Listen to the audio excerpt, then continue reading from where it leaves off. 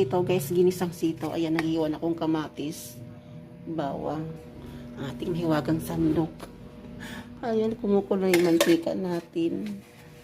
Lagyan natin yung bawang. May tira pa kasi kami kagabing ulam guys. Ayan, o yung pinaksyo. Nasap-sap ba yan?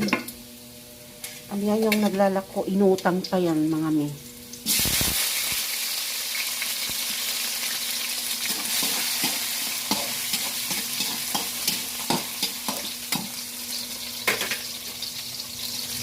Tignan na natin yung sitaw. Huwag na natin sasabihin. Ayan. Wala ko pang sawgay kasi wala pa akong money. Kaya tiis lang muna tayo. Ang isasahog ko dito yung bagoong lang isasahog ko dito. Tapos yung tuyo. Pwede naman isahog natin yung paksi kung gusto hindi.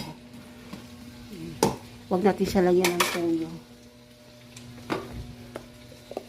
Lagyan natin siyang konting tubig hanggang sa maluto.